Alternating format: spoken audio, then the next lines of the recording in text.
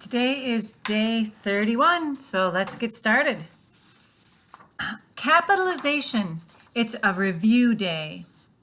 Was the American spiritual, Nobody Knows the Trouble I've Seen, sung by that famous choir last Sunday, September 30th?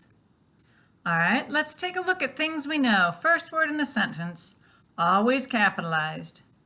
American is an adjective that comes from America.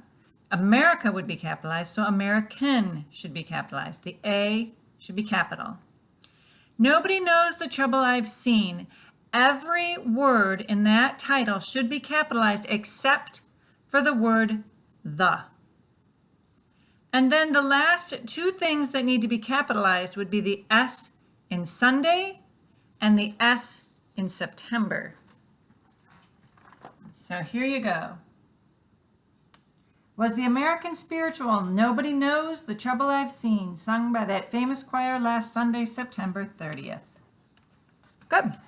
All right, punctuation. Underline the titles of books, magazines, movies, plays, CDs, DVDs, television shows, documentaries, musicals, and works of art. In print, or if you're typing, the items that would be underlined would be italicized. But we're not typing, so we're going to be underlining. All right, so the example sentence is, yes, Sarah, both boys' favorite television show was Unusual Pets. All right, let's take a look at things that we know. Yes should be set off with a comma. So yes, Sarah, comma, both boys' favorite television show. All right, boys is actually showing possession of the show. So to show possession with a word that ends with S, you just put an apostrophe after the S. Yes, Sarah, both boys' favorite television show was Unusual Pets. And we just learned that you're going to underline titles of television shows. So Unusual Pets would be underlined. So your punctuation would look like that.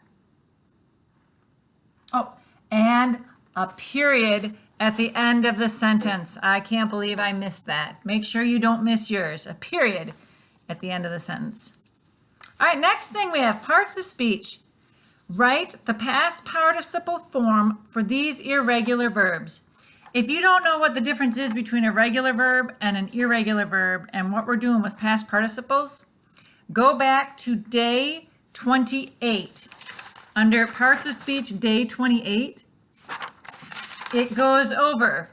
A regular verb adds ed to the past tense and the past participle form. So in the past participle form, a regular verb would be something like had played, had hunted, had grabbed. You can hear the ed at the end of each of those verbs. But these are irregular verbs, so your endings are not going to be ed. So let's take a look and see if you can figure these out. The past tense of steal. So to steal, in the past participle, you're thinking had, you wouldn't say stealed, had stolen. To give, had given. To see, in the past tense, had seen. To run, in the past tense, had run. To leave, had left. To freeze, had frozen. To bring, had brought.